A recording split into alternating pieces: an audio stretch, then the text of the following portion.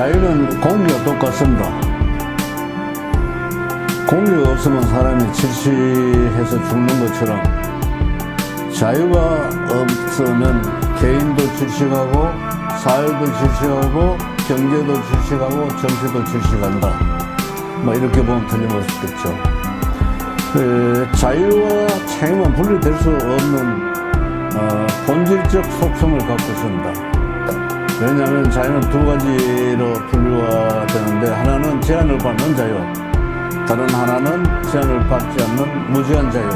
그 무제한 자유는 무정부에서만 가능하기 때문에 이건 우리가 받아들일 수 없고, 문명국가, 현대국가에서는 제한된 자유만 허용합니다. 제한된 자유가 뭐냐? 소위 국가, 사회의 공공질서 유지를 위해 가지고 소위 상대의 자유를 존중하는 범위 안에서만 개인의 자유가 허용된다 하는 개념이에요. 따라서 우리 책임이라고 하는 것이 자유를 이야기할 때는 반드시 따라다닐 수밖에 없는 근원적 이유가 거기에 있습니다. 그렇다면 개인의 기준과 국가 기준은 다를 수밖에 없습니다. 많은 개인이 모이니까 국가니까. 따라서 국가로서는 개인 간의 이 견해 차이를 없애기 위해 가지고 법으로 어떤 책임의 범위를 정해놓은 거죠. 따라서 법 안에서 자유가 허용된다.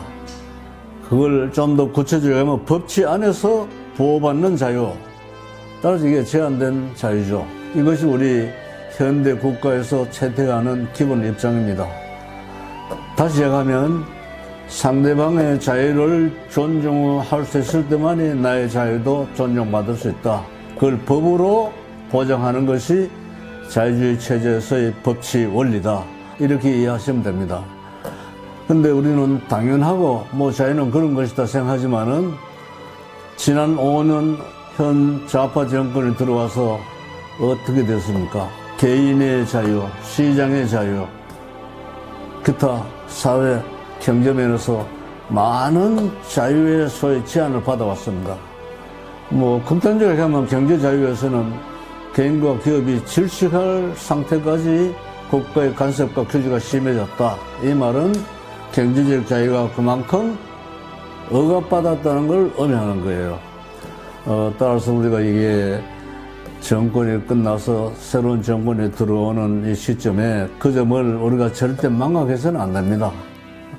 자유가 없는 사회, 북한이죠. 당과 수령만 존재하는 사회, 인민은 노예다. 우리가 그걸 원하지 않죠. 우리는 개인의 자유가 존중받되 책임질 수 있는 자유. 이게 소위 말하는 자유와 책임이 분리될 수 없는 속성을 갖고 있다 하는 걸 이해할 필요가 있습니다. 그래야만 질서가 유지되고 국가가 정상적으로 움직일 수 있어요. 그렇지 않으면 혼란스럽고 나라가 엉망진창이 될 수밖에 없는 거죠.